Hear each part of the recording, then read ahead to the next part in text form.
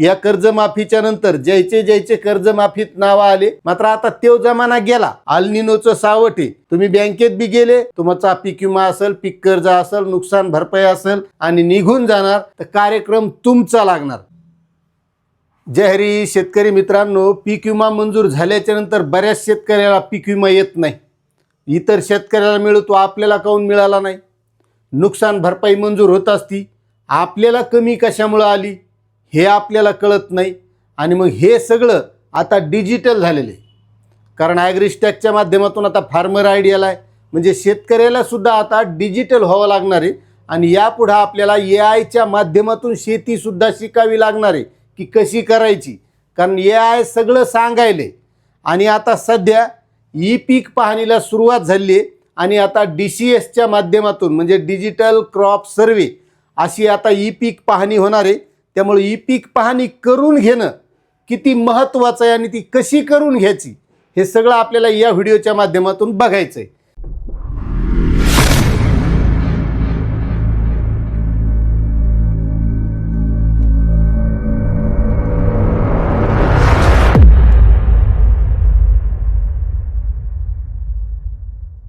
आता एक लक्षात घ्या, समजा काही शेतकऱ्यांनी पीक विमा भरलेला असेल. आता पीक विमा मंजूर झाल्याच्या नंतर काही शेतकऱ्याला येत नाही. कारण पीक विम्याच्या शासन निर्णयामध्येच दिलेलं आहे की तुम्ही जेवढा पीक विमा भरलाय तेवढ्याच क्षेत्राची पीक विम्याची पीक आपलं शेतीची पीक पाहणी करणं गरजेचं आहे. म्हणजे आपल्याला पीक विमा मिळवायचा असेल, जर मंजूर झाला तर आपल्याला पीक पाहणी ही आपण जेवढा भरलाय त्याचप्रमाणे करणे गरजेचं आहे.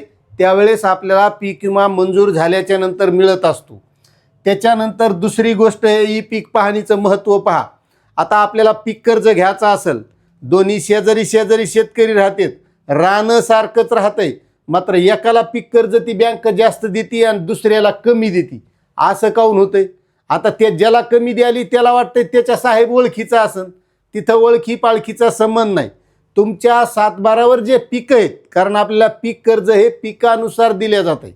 जे 7/12वर पिकं आहेत त्यानुसार दिले जाते. आता ज्याला जास्त दिले जाते त्याचं समजा बागायती क्षेत्र दाखिलेलं आहे किंवा कापूस असे महत्त्वाचे पिकं आहेत.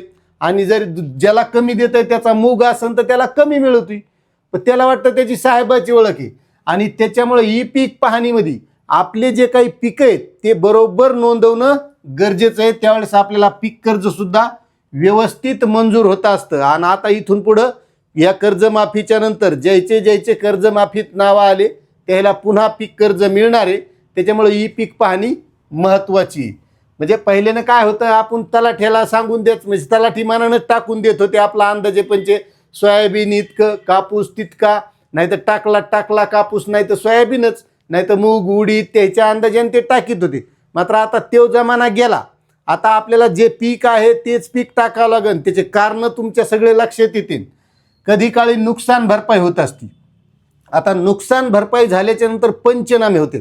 आता कधी अतिवृष्टी होत असती, कधी ढगफुटी होती, कधी दुष्काळ पडतो. आणि यावर्षी महत्त्वाचं आहे अल्निनोचं सावट आहे.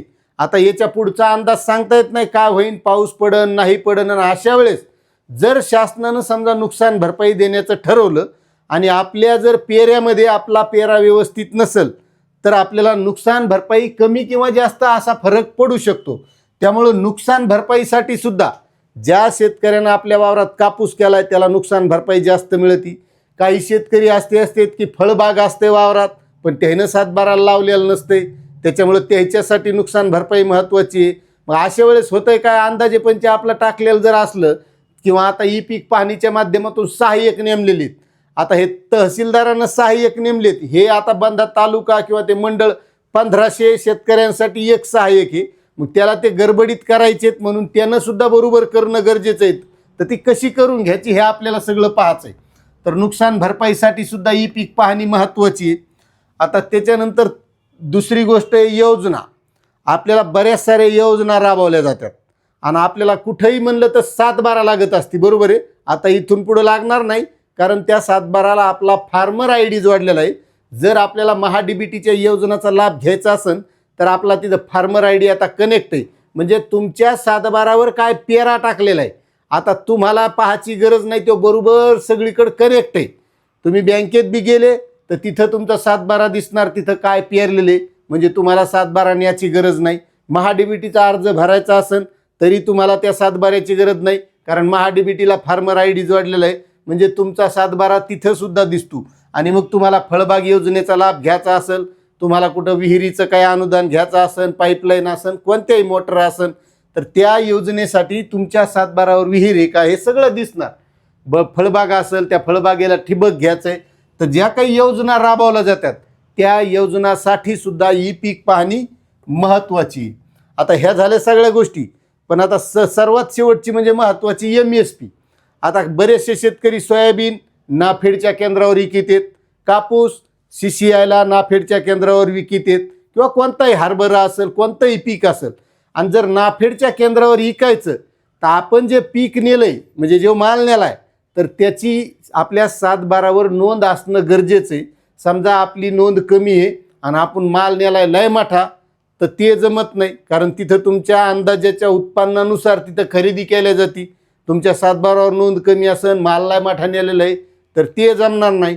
मग आपल्याला जर MSP म्हणजे जे हमी भावात विक्री करायची असेल, तर त्याच्यासाठी सुद्धा तुमच्या 7/12वर नोंद व्यवस्थित असणं गरजेचं आहे. आणि हे आता सगळं डिजिटल झालेलं आहे, कारण ॲग्रीस्टॅकच्या माध्यमातून फार्मर ID काढलेले आहेत, आणि ह्या सगळ्या गोष्टी त्या फार्मर IDशी कनेक्ट आहेत. तुमचा पीक विमा असेल, पीक कर्ज असेल, नुकसान भरपाई असेल, कोणत्या योजना असेल, MSPची विक्री असेल, ह्या सगळ्या गोष्टीसाठी हे आता असणं गरजेचं आहे. आणि दुसरी महत्त्वाची गोष्ट म्हणजे आपली 7/12 सुद्धा अद्ययावत राहते. डिजिटल स्वरूपात आपण कोणते पिकाची नोंद केली आहे ती नोंद सुद्धा डिजिटल राहते. आणि आता सहाय्यक आपली सगळी ई पीक पाहणी ही DCSच्या माध्यमातून करणार आहेत.